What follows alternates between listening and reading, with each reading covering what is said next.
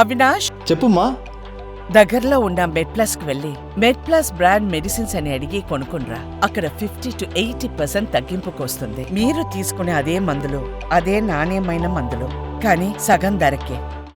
7వ తేదీ కాంగ్రెస్ పార్టీ ముఖ్యమంత్రిగా ప్రమాణ స్వీకారం చేస్తాం.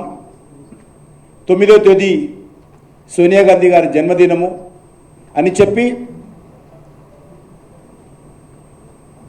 2023లో గత సంవత్సరం డిసెంబర్ 7న అధికారంలోకి రావడం జరిగింది. వారు ప్రధానంగా రైతులకు చెప్పారు, ఎవరు కూడా మీరు బ్యాంకులకు అప్పులు కట్టొద్దు,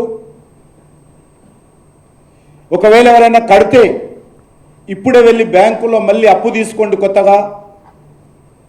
7వ తేదీ నేను అధికారంలోకి వస్తాను, 9వ తేదీ నాడు సోనియమ్మ జన్మదినము కాబట్టి ఆ 2 రోజుల్లో 9వ తేదీ నాడు రాగానే రైతుల రుణాలన్నీ మాఫీ చేస్తామని చెప్పి రేవంత్ రెడ్డి గారు అనేక సభల్లో చెప్పారు. అనేక దేవతల మీద, దేవుళ్ళ మీద ఊరూరికి వెళ్ళినప్పుడు ప్రజలు నమ్మించడం కోసం ఒట్ల మీద ఒట్లు వేసి మరి ప్రజలు నమ్మించేటువంటి ప్రయత్నం చేయడం జరిగింది.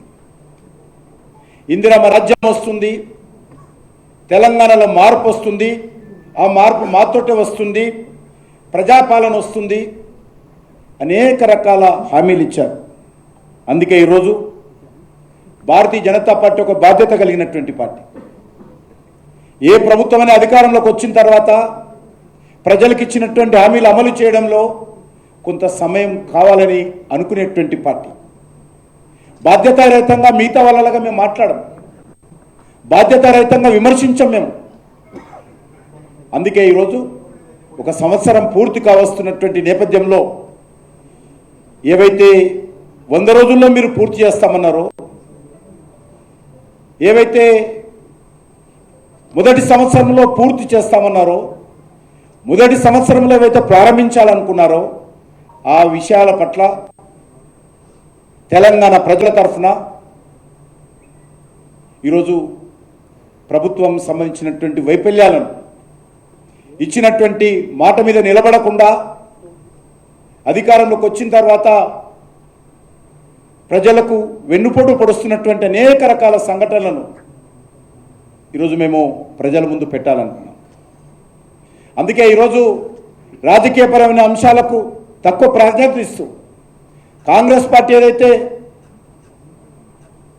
హామీలు ఇచ్చిందో, ఏదైతే డిక్లరేషన్ పేరు మీద ఆయా వర్గాలకు నమ్మించిందో,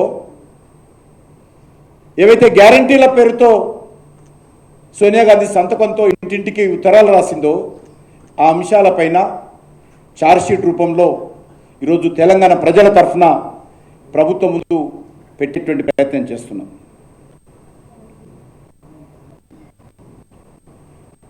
విచిత్రం ఏంటంటే ప్రజా వ్యతిరేక విధానాలను ప్రశ్నిస్తే ఈరోజు అక్రమ కేసులు పెడతా ఉన్నారు, అరెస్టులు చేస్తూ ఉన్నారు, లాఠీచార్జ్ చేస్తూ ఉన్నారు. కాబట్టి నేను అవన్నీ వరుసగా వస్తున్నప్పుడు చెప్తాను. ముఖ్యంగా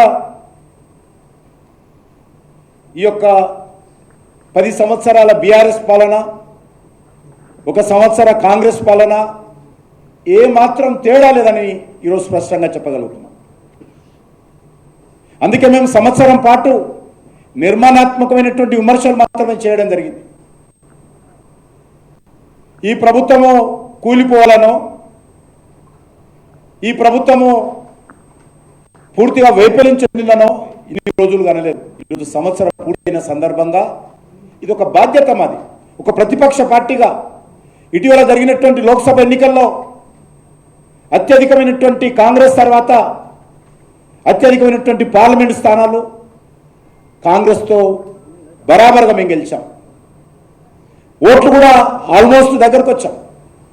కాబట్టి ఈరోజు ఈ రాష్ట్రంలో ఒక ప్రధాన ప్రతిపక్షంగా భారతీయ జనతా పార్టీ, అధికారంలో ఉన్నటువంటి కాంగ్రెస్ పార్టీని తెలంగాణ ప్రజల తరఫున ప్రశ్నించాల్సినటువంటి బాధ్యత మా పైన ఉన్నది. కాబట్టి తెలంగాణ ప్రజలు ఆ బాధ్యత మా మీద పెట్టారు. కాబట్టి నరేంద్ర మోడీ గారి నాయకత్వంలో తెలంగాణ ప్రజలు భారతీయ జనతా పార్టీని విశ్వసించి 8 పార్లమెంట్ స్థానాలు గెలిపించారు కాబట్టి పోలింగ్ బూత్కు వెళ్ళినటువంటి 100 మందిలో 36 నుంచి 37 మంది భారతీయ జనతా పార్టీని ఆశీర్వదించారు కాబట్టి ఖచ్చితంగా ఆ ప్రజల పక్షాన నిలబడాల్సినటువంటి బాధ్యత భారతీయ జనతా పార్టీది. కాబట్టి ఈరోజు మేము ఈ విషయాలను ప్రశ్నిస్తా ఉన్నాం. ఈరోజు ముఖ్యంగా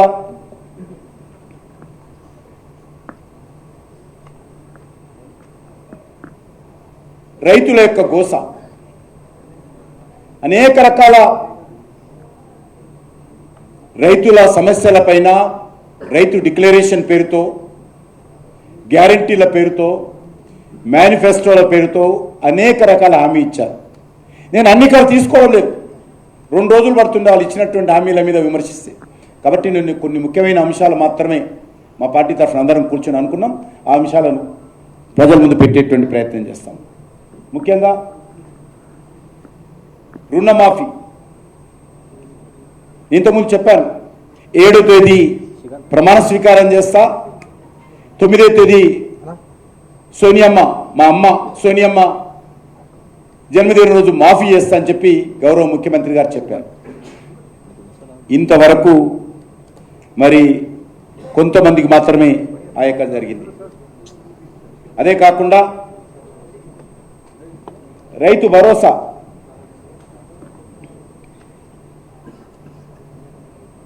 రైతు భరోసా పేరు మీద ప్రతి సంవత్సరం ఒక ఎకరానికి రైతులకు 15,000 రూపాయలు, అదేవిధంగా కౌలు రైతులకు 15,000 రూపాయలు ఇస్తానన్నారు. సంవత్సరం పూర్తయింది, పాత పథకాలు ఏమైనాయో తెలియదు, కానీ రైతు భరోసా రాలేదు. ఈరోజు నరేంద్ర మోడీ గారు క్రమం తప్పకుండా ఈరోజు మోడీ గారి పైసలు రైతుల అకౌంట్లో వస్తూ ఉన్నాయి. కానీ రాష్ట్ర ప్రభుత్వం ఇచ్చినటువంటి హామీ రైతు భరోసా రైతులకు కానీ, కౌలు రైతులకు కానీ, రైతు కూలీలకు ఇస్తున్నటువంటి 12,000 కానీ ఏ ఒక్క రైతుకు కూడా సంవత్సరం పూర్తిగా వస్తున్నా ఇది అమలు జరగలేదనే విషయాన్ని ఈ సందర్భంగా మనం చేస్తున్నాం. అంతేకాకుండా ఈరోజు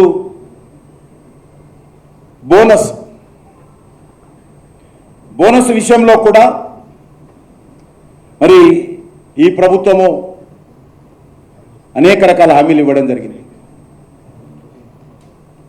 రైతులందరికీ పండించినటువంటి పంటలకు 500 బోనస్ ఇస్తామని ఎన్నికల ప్రణాళికలో ప్రకటించడం జరిగింది. కానీ అధికారంలోకి వచ్చిన తర్వాత ఒక ధాన్యం గురించే మాట్లాడారు.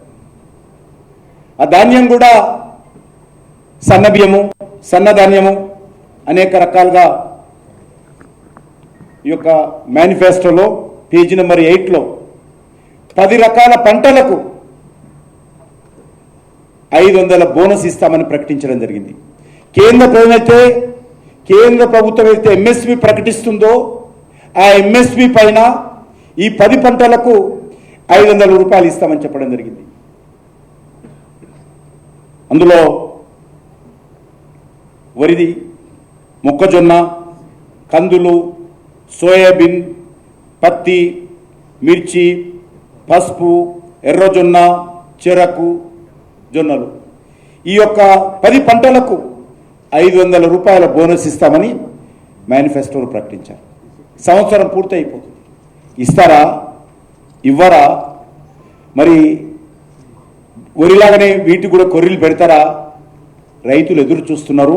రైతులకు చెప్పాల్సినటువంటి బాధ్యత ముఖ్యమంత్రి పైన, కాంగ్రెస్ పార్టీ పైన, రాష్ట్ర ప్రభుత్వం పైన ఉన్నదనే విషయాన్ని రైతాంగం తరఫున ఈరోజు ప్రశ్నిస్తా ఉన్నామని మనం చేస్తా ఉన్నాం.